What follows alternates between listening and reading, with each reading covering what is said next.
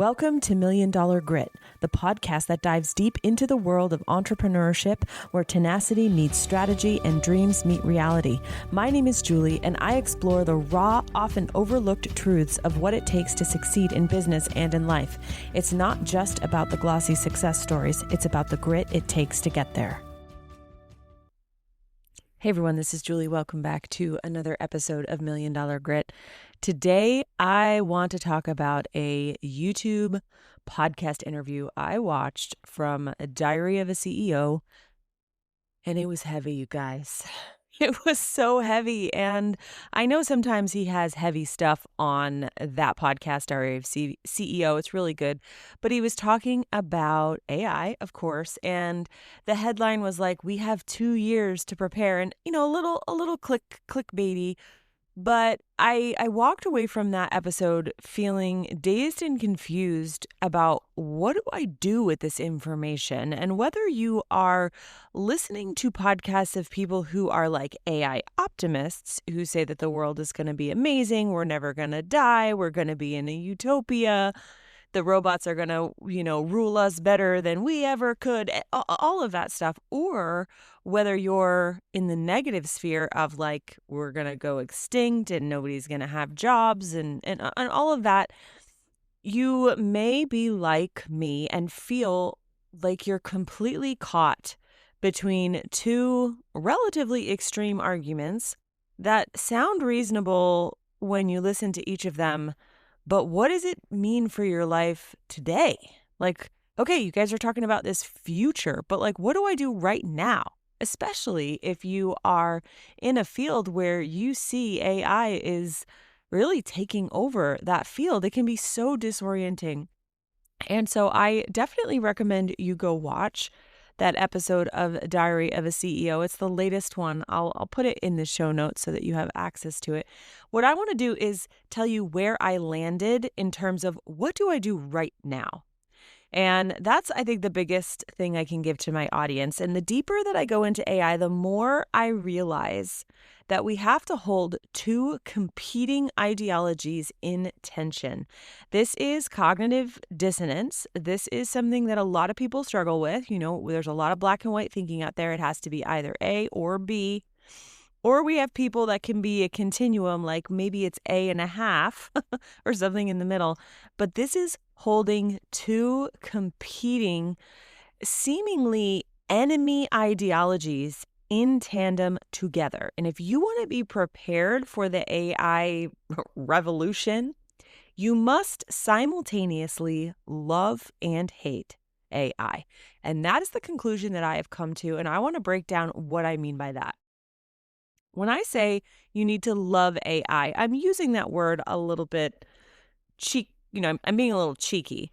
What I mean is you're going to need to dive in to AI somehow, some way, if you want to stay in either a white-collar job or in an entrepreneurial endeavor of some kind, especially if it's related to online. You're going to have to. And you might feel like, man, everyone's talking about AI, and that's because it would be like people talking about the invention of electricity. It's going to impact everything, even if you feel like your field is not directly related to AI. You're going to have to dive in.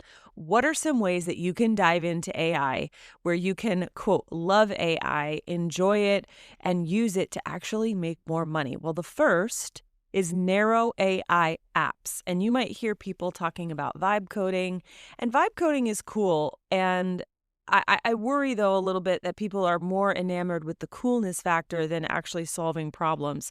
But if you think about problems in the world and in the marketplace, and you create a narrow AI app or a narrow AI software that solves a problem, you can make some money doing that.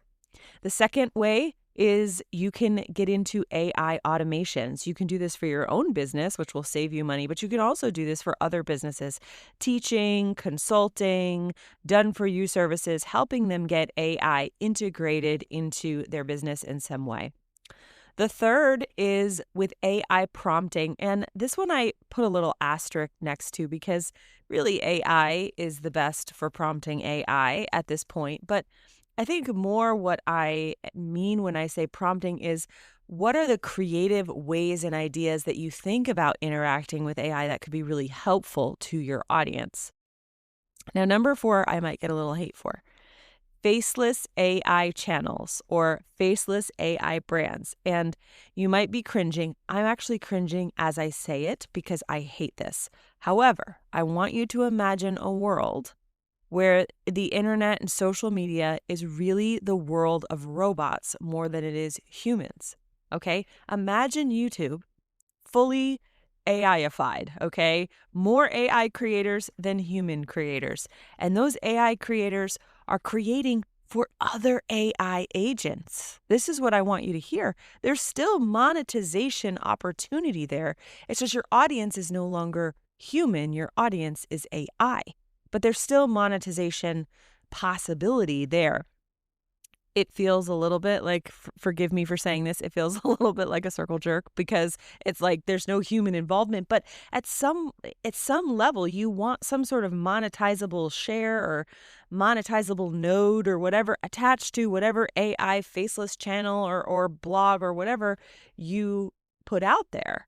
That's a way to monetize. And I know people may shudder at that thought, but that's what's coming.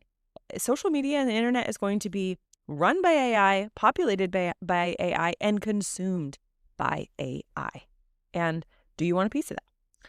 Number 5, engineering. And number 6, data or security. I really do not know much about this, but whether you're in the world of actually training AI or you're in, you want to invest in companies that are building these giant data centers, or you want to get into cybersecurity and privacy, those are fields that are going to do really well. Or number 7, just amplifying your productivity, learning how to use AI to go farther faster, which will grow your business. Those are all the ways in which I just quickly came up with ideas of how to love AI, how to embrace AI.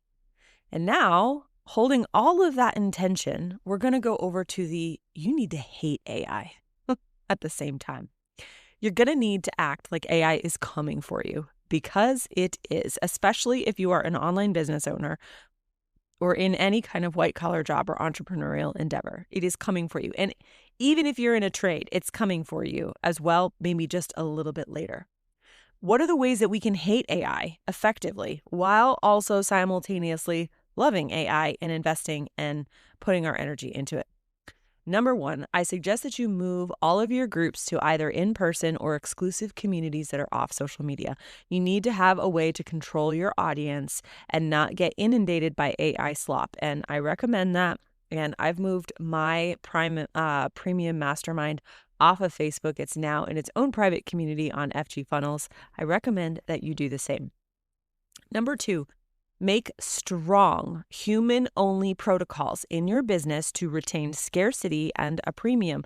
Humans will become the scarce species, and they will then inherently go up in value. If you are a coach, this is not the time to be like, how can I scale my coaching so that I don't have to coach? It's more the time to say, how can I free up time in my life so that I can do the human connection part and leave all the other stuff to AI?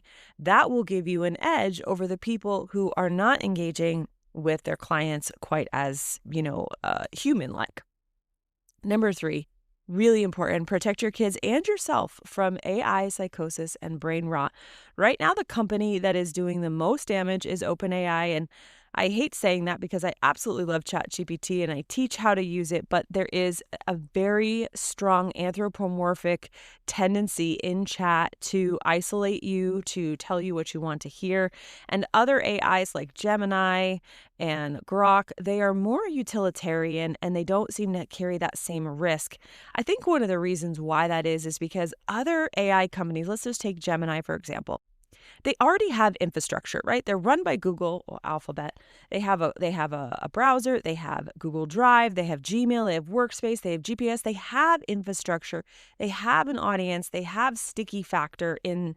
All they have to do now is embed their AI into all of these narrow utility areas to amplify their products. And it's amazing. And people are going to adopt it fast. And if you look at Gemini, like Gemini was not really in the race, or it didn't appear to be in the race. And OpenAI was getting all of this notoriety. But now Gemini 3 comes out, it embeds itself in Gmail. And all of a sudden, I'm like, ChatGPT is my old boyfriend I don't care about, because Gemini just automatically changed the life of my inbox. OpenAI doesn't have that infrastructure. So the stickiness factor, the incentive that they need to keep people on ChatGPT is related to engagement and attachment to the bot itself, whereas Gemini doesn't need to do that. And that's one of the big differences, and why, if you're, I'm talking about, being on the defense or in a protective mode against AI psychosis and brain rot. ChatGPT is probably the most dangerous of all the bots. You need to put grounding protocols in your own ChatGPT account, and probably keep your kids off of ChatGPT and use Gemini or something else.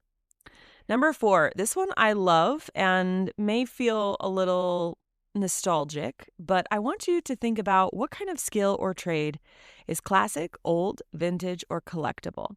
If we think about things that we buy today, people buy old cards, they buy old coins, they clean up classic cars. There's all these little niche worlds around collectible goods, old good, vintage goods.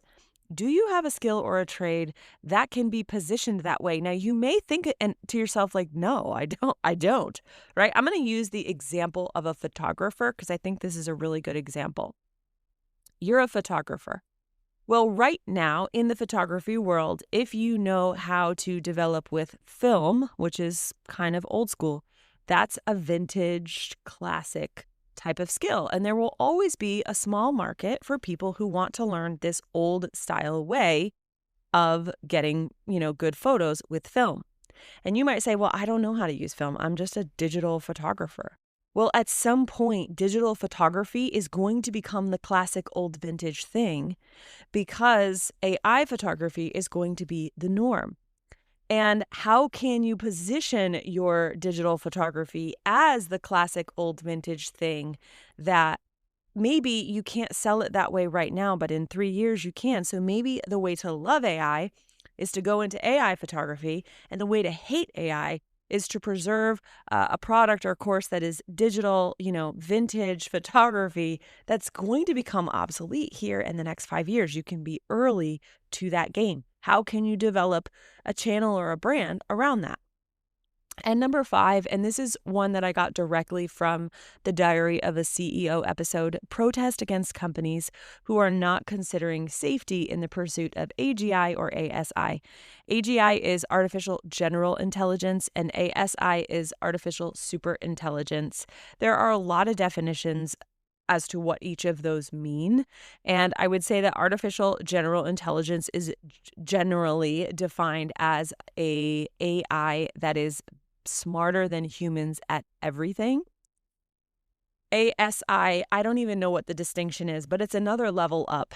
And it implies that we no longer have control or know what the AI is doing.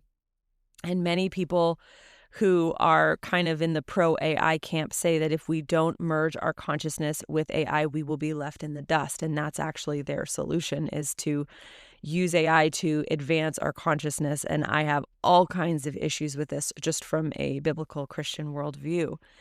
But the episode that I watched on Diary of a CEO really did speak about how narrow aligned AI really does help us, and misaligned general AI really does not help us.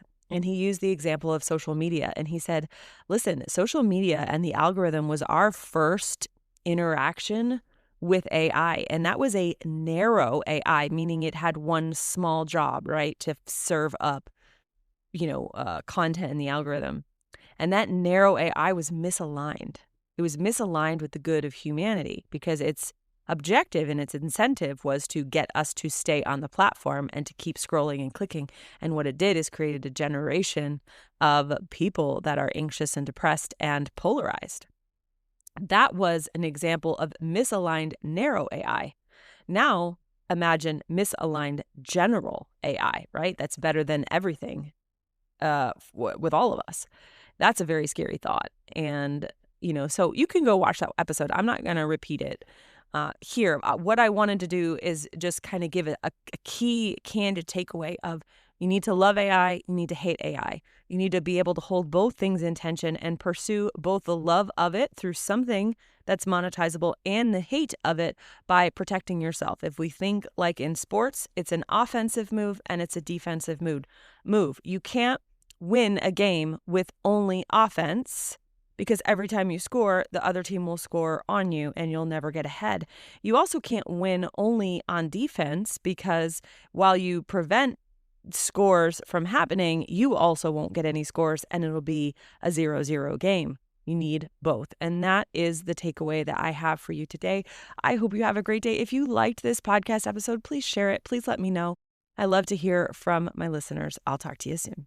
And there you have it, folks. Another dose of $1 Million Grit. I hope today's episode has left you feeling inspired, equipped, and ready to face your own entrepreneurial journey with resolve. Remember, until next time, embrace the struggle, harness your grit, and keep pushing forward.